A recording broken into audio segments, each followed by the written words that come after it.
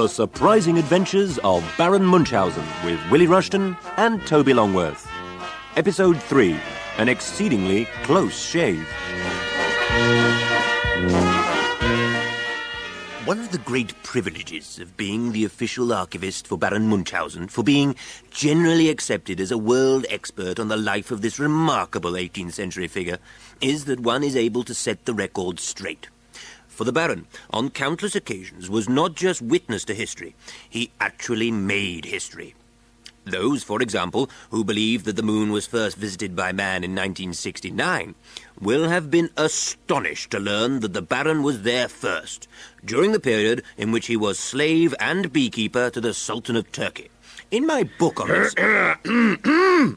Finding myself heavily outnumbered on one occasion during a campaign against the Turks, I was, after putting up a tremendous struggle, taken as a prisoner of war and later sold as a slave to the notoriously beastly Sultan of Turkey.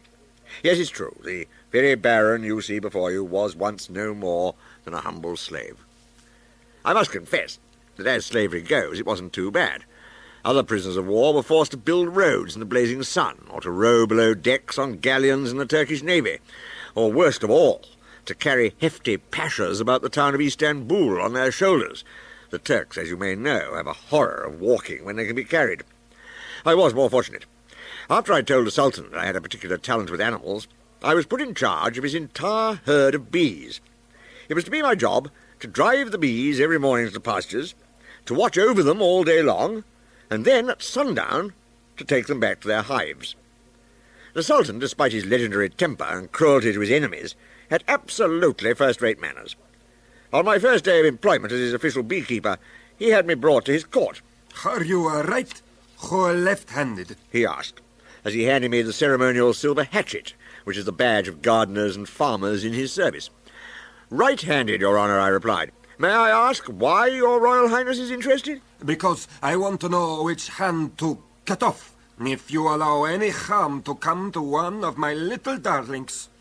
For a few days I did this dull but easy work without mishap. Then one evening a bee went missing. I noticed 2 bears in the corner of the meadow and began to fear the worst. Sure enough, as I came closer, I saw that the bears were about to tear Abilaka, one of the Sultan's favourite bees, wing from wing in order to get their paws on the honey she was carrying. I began to fear for my right hand. Although I was completely unarmed, I reached for my small silver hatchet and threw it at the bears with all the strength in my power. The axe rose and rose, then caught the wind and rose some more. To my intense annoyance, I saw that it had finally come to rest on the moon, which had just appeared in the evening sky. I cursed. How in heaven's name was I going to get it back? Then I had an idea. Turkish runner beans are famous the world over for the speed at which they grow and the astonishing height which they reach. I planted one, and sure enough it sprang up, and in a matter of minutes it actually fastened itself to the lower horn of the moon. Now, I thought, all I have to do is to climb up the bean shoot until I reach the moon, then my problems will be over. How wrong I was. I had completely forgotten one important fact. Everything on the moon is bright silver, exactly the same colour as my little hatchet. After I'd finished my climb, it took me a good 2 hours of searching before I finally found it, lying on a pile of silver straw. I returned quickly to the beanstalk. Imagine my distress at finding that the sun had burnt it away. I was now trapped on the moon. Need I mention that one Dr. Myron Bogle of Wisconsin University has seen fit to carp yet again about the Baron's account? "The atmosphere of the moon," writes the good doctor in his contribution to the book The Munchausen Syndrome, the Analysis and Cure of the Compulsive Liar, is, of course, incapable of supporting human life, and this silver hatchet incident can therefore be safely dismissed as yet another fantasy. Dr. Bogle, of course, has only encountered the Baron in the dusty textbooks of the University of Wisconsin Library. If he had had the privilege, as I have, to meet the great man, he would have noticed his mighty beard, the vast capaciousness of which would doubtless have contained enough oxygen to sustain the Baron during this heroic adventure. Thinking quickly, remember I still had a bee to rescue. I grabbed a handful of straw, twisted it into a rope, and hooked it over the horn of the moon. I carefully lowered myself down to the end of the straw, and then reached upwards to cut off the upper part of it, which was no longer being used. As I hung in space, I tied the straw to the lower end of the rope, climbed down a few feet, and then repeated the process. I was making good progress, with only 4 or 5 miles further to go until I reached Earth, when quite suddenly the rope snapped. I fell through space faster until...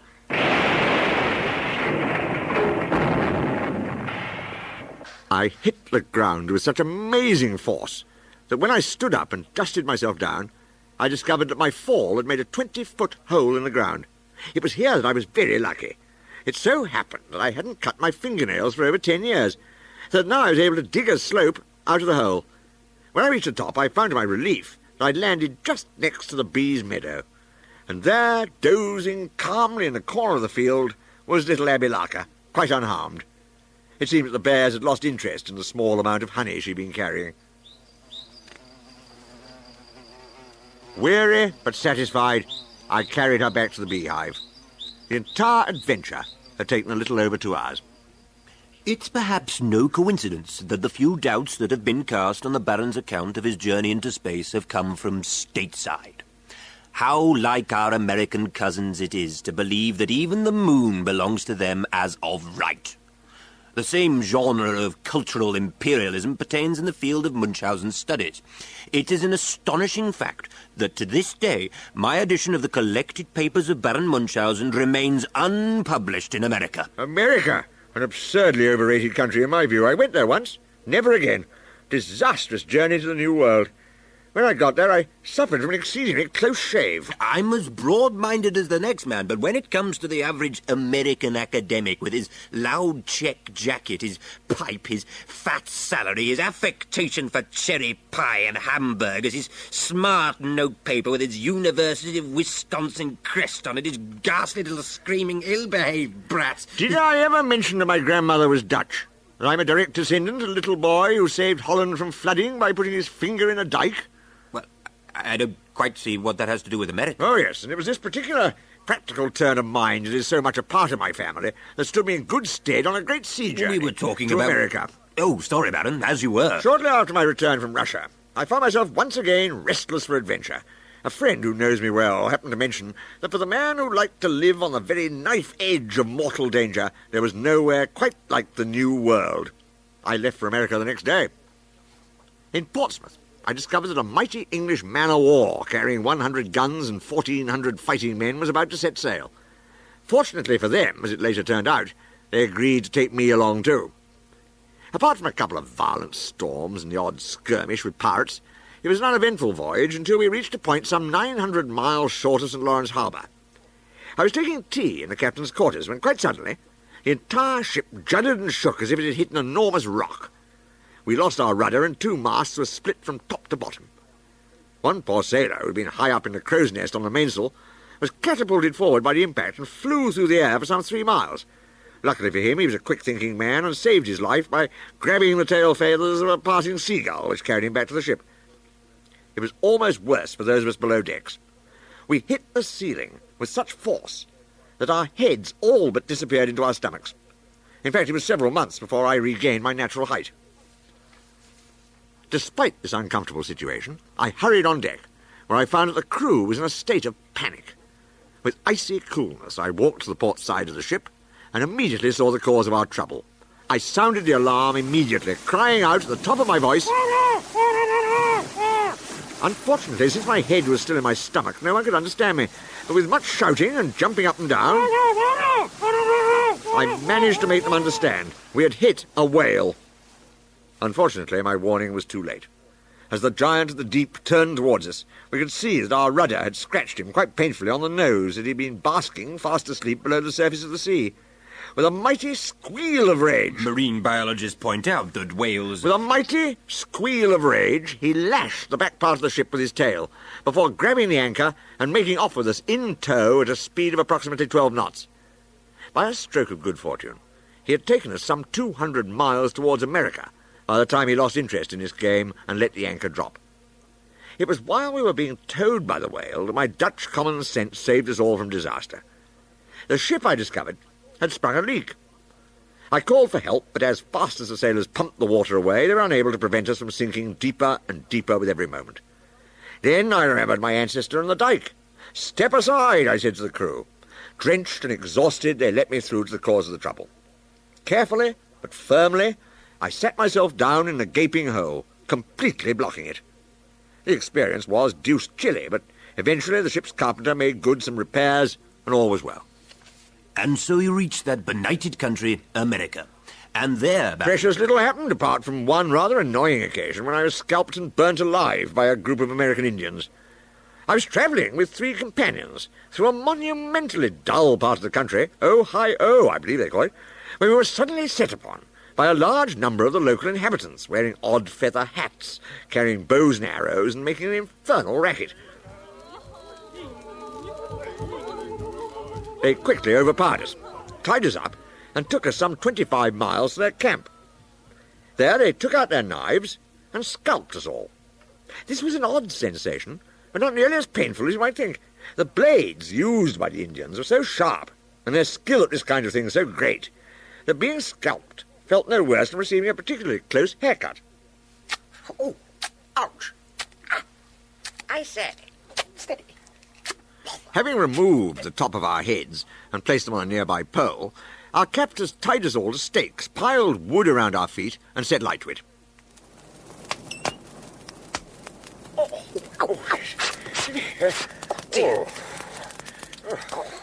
For a while, as we sizzled, this was rather painful, I must admit, the Indians leapt about the fire chanting. Then they grew tired and sat down to eat the picnic that we brought with us. In a matter of minutes, they'd all fallen asleep. This annoyed me considerably. It was one thing to scalp us, and then to roast us, but to doze off while we burnt was nothing short of impoliteness. With a mighty wrench, I managed to break the twine that held me and to free my companions. As the Indians slept, we hurried to recover our scalps, which we fixed back onto our heads with glue that we found in a nearby gum tree. This looks very like you. This one of you tried to try that? Yes, it's very like this one certainly fits me. My friends were all for killing the Indians, but I had a better idea. We took some oil paints from the paint box of one of my companions, who was by way of being something of an artist, and daubed their faces with wild colours. No one likes to appear foolish, and for our Indian friends to awake and find that their prisoners had escaped, and that they were painted up like so many dolls, seemed to me the perfect revenge.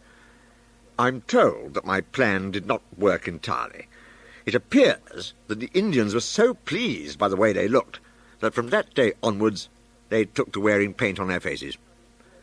That, in my experience, is the kind of absurd thing that happens in America. I had soon had quite enough of that place, and made my way to England.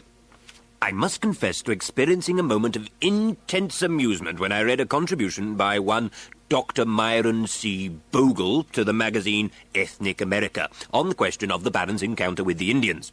Dr. Bogle, you will not be surprised to learn, set out to prove that it was quite impossible for the Baron to have invented the Indian habit of wearing war paint, since Indians had, he claimed, been doing this sort of thing for hundreds of years. Has Dr. Bogle been around for hundreds of years? Did he have proof of his claim?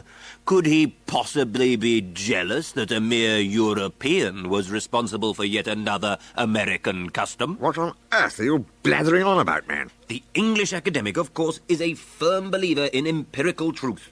He upholds standards. Pedantic, some would say old-fashioned, but facts. The truth is the Englishman's god. In my experience, the English are among the stupidest people in the world. Amiable, sometimes brave, of course, but not greatly blessed in the cerebral department. Oh, I see. As it happened, it fell to me to rescue the English forces single-handed when they were involved in the siege of Gibraltar. I was on a social visit at the time, seeing my old friend General Elliot, commander.